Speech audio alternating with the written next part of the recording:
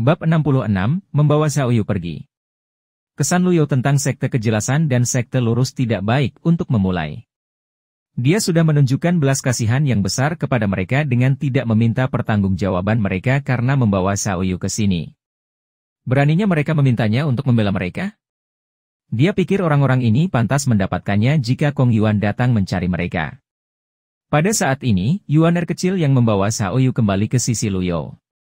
Setelah melihat ini, para pembudidaya mulai berbicara satu demi satu. Tuan, tolong jangan lakukan ini. Xiaoyu adalah murid kelima dari penjahat lama Evil Sky Pavilion. Dia telah melakukan banyak kejahatan. Jika dia tidak ditangani, dia akan membawa malapetaka ke dunia. Tolong pertimbangkan kembali keputusan Anda, Tuan. Luyo mencibir dalam hati. Beberapa saat yang lalu, mereka memintanya untuk membela mereka, dan sekarang, mereka memintanya untuk mempertimbangkan kembali tindakannya. Mereka harus mempertimbangkan nilai mereka sendiri pada skala. Memang benar bahwa jalan mulia dipenuhi dengan tusukan yang suci. Setelah beberapa saat, dia berkata dengan dingin, apakah ada orang yang bermasalah denganku untuk membawanya pergi? Para pembudidaya tampaknya berada di antara batu dan tempat yang keras. Berbuat salah? Luyo berbalik setelah dia berkata, ayo pergi. Duan Xing, kursi ketiga kuil Vien, muncul di hadapan Luyo. Luyo tidak terkejut. Duan Xing adalah satu-satunya di antara kelompok pembudidaya yang terampil ini. Dia tidak perlu merepotkan dirinya sendiri dengan yang lain. Itu dalam harapannya agar Duan Xing menghentikannya. Baiklah, berurusan dengan Duan Xing akan menjadi peringatan lain bagi para pembudidaya jalan mulia ini. Namun, sesuatu yang tidak terduga terjadi. Duan Xing membungkuk sedikit dan berkata sambil tersenyum, sangat tepat bagi Tuan untuk membawa penjahat wanita, Xiaoyu, pergi. Kuil Iblis sepenuhnya setuju dengan ini. Begitu Duan Xing selesai berbicara, para pembudidaya dari sekte kejelasan dan sekte lurus bertukar pandang di antara mereka sendiri. Meskipun jalan mulia dan iblis berselisih satu sama lain, upacara akbar hari ini diadakan untuk menggunakan Xiaoyu dalam aliansi pernikahan untuk melunakkan ketegangan antara kedua belah pihak. Kursi kedua Anda juga dibunuh oleh penjahat lama Evil Sky Pavilion. Mengapa kamu membiarkan Xiaoyu pergi sekarang? Duan Xing, apakah kamu sudah lupa bagaimana Zuo Xinchan kehilangan nyawanya? Duan Xing menjawab sambil tersenyum, kursi kedua naik gunung untuk menantang pavilion langit jahat. Dia kalah dan kehilangan nyawanya. Hanya itu yang terjadi. Bisakah Anda berbicara untuk seluruh kuil Vien? Duan Xing memandang semua orang, matanya berkedip dingin. Fuh! Duan Xing bergerak cepat dan mengangkat telapak tangan. Pembudidaya Clarity Sekte yang dipukul mundur dan meludahkan seteguk darah sebelum dia menabrak serambi. Dia sudah mati. Setelah melihat ini, ekspresi kaget bisa terlihat di wajah semua orang saat mereka mundur selangkah. Jalan mulia dan jahat berselisih. Saya bukan keledai botak itu, Kong Xuan. Jika Anda di sini untuk berkhotbah, sebaiknya Anda pulang dan berkhotbah kepada ibumu sendiri. Saya muak mendengarnya semua ini. Altar suci itu sunyi senyap. Siapa yang berani menentang Duan Xing saat ini?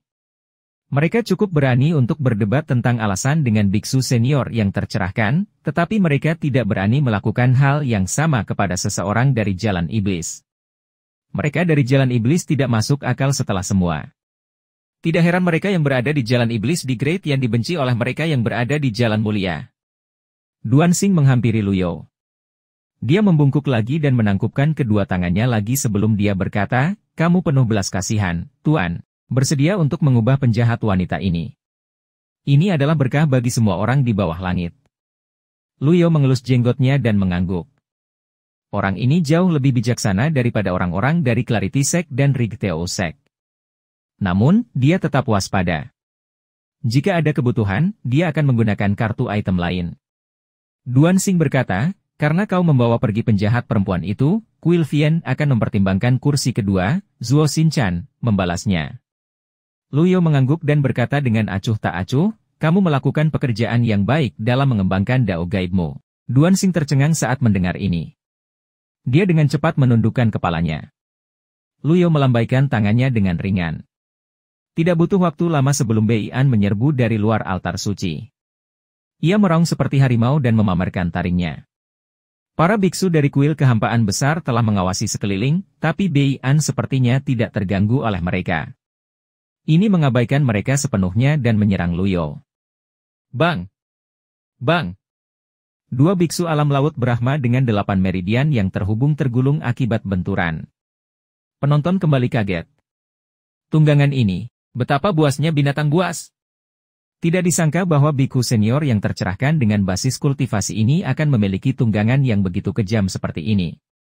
Aku tidak mengharapkan ini. Luyo melompat ke Bei An. Little Yuan Er membawa Xiaoyu dan dengan mudah melompat ke punggung Bei An juga. Bei An meraung lagi. Itu mendorong kembali dengan 4 kukunya dan berlari menjauh dari altar suci di udara. Yang lain akan membutuhkan beberapa teknik besar untuk mengejar gunung legendaris setelah meninggalkan batas altar suci. Namun, teknik besar akan membutuhkan energi yang sangat besar. Seorang kultivator tidak akan dapat menggunakannya sesuka hati kecuali jika mereka memiliki basis kultivasi yang dalam. Yang lain memandang dengan iri saat Bei An terbang menjauh dari alun-alun altar suci seperti angin. Pada saat ini, tekanan di alun-alun altar suci diangkat. Para pembudidaya dari sekte lurus dan sekte kejelasan menggelengkan kepala dan menghela nafas. Mereka tidak berdaya untuk melakukan apapun. Setelah beberapa saat, mereka berbicara lagi. Kita tidak bisa memaafkan kelompok keledai botak ini. Kunci mereka. Namun, kursi ketiga kuil Vien berkata dengan dingin, bukankah kamu terlalu lunak dengan hanya menguncinya? Lalu, apa yang Anda ingin kami lakukan? Duansing berkata, hapus gulma dengan mencabut akarnya untuk mencegah kecelakaan di masa depan. Para pembudidaya dari Clarity Sect dan Rigirao Sect memandang Duansing dengan kaget. Karena mereka bangga berada di jalan mulia, secara alami mereka tidak akan melakukan hal seperti itu. Namun, kuil Vien tidak memiliki keraguan seperti itu. Para kultivator jalan mulia tidak mengatakan apapun seolah-olah dengan tetap diam mereka memberikan persetujuan diam-diam. Kemarahan kuil Vien, yang terinspirasi oleh cobaan yang mereka alami yang disebabkan oleh Brahman Lulabi, akan menemukan pelepasannya pada para biarawan ini. Luyo mengarahkan Bei An dan menavigasi melalui kelompok bangunan di altar suci. Tanpa sepengetahuannya, sesosok tubuh telah keluar dari balik bangunan acak. Sosok itu tidak lain adalah milik Jiang Aijian. Ekspresi konflik bisa terlihat di wajahnya saat dia melihat punggung Bei An yang mundur. Dia bergumam pelan, itu tidak mungkin. Basis kultivasinya jelas berada di tahap tengah alam Sense Condensing. Bagaimana dia bisa menjadi guru besar dari sekte Buddhis? Jiang Aijian mengelus dagunya saat dia mengalami dilema lain. Haruskah aku mengejarnya? Akankah aku direduksi menjadi dus? Namun, dia adalah biksu senior jadi dia mungkin tidak akan membunuhku dengan iseng, kan? Pak Tua sepertinya orang yang baik, aku yakin Anda tidak akan menjadi masalah. Saat Jiang Aijian mendongak, Bei An sudah menghilang dari pandangannya. Dia bahkan tidak tahu ke arah mana binatang itu menuju. Dia tercengang. Dia berbalik dalam lingkaran. Siapa saya? Di mana aku ini? Apa yang akan saya lakukan lagi? Luyo tidak menuju Gunung Pengadilan Emas. Sebaliknya, dia terbang menuju Kota Runan. Meskipun dia telah menemukan Xiaoyu, masih banyak pertanyaan yang perlu dijawab. Luyo turun dari Bei An sebelum memecat Bei An saat mereka berada di dekat Kota Runan.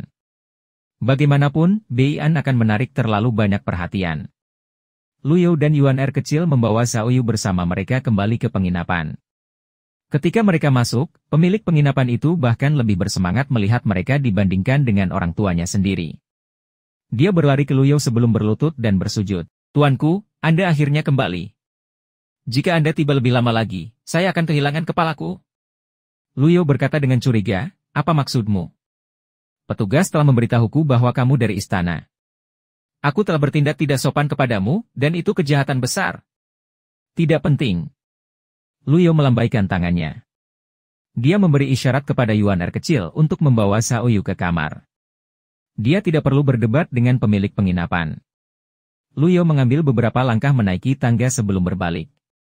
Dia bertanya dengan dingin, apakah Anda menemukan pelakunya? Pemilik penginapan itu menggelengkan kepalanya dan berkata, petugas itu tidak akan pernah mengungkapkan informasi seperti itu kepada saya.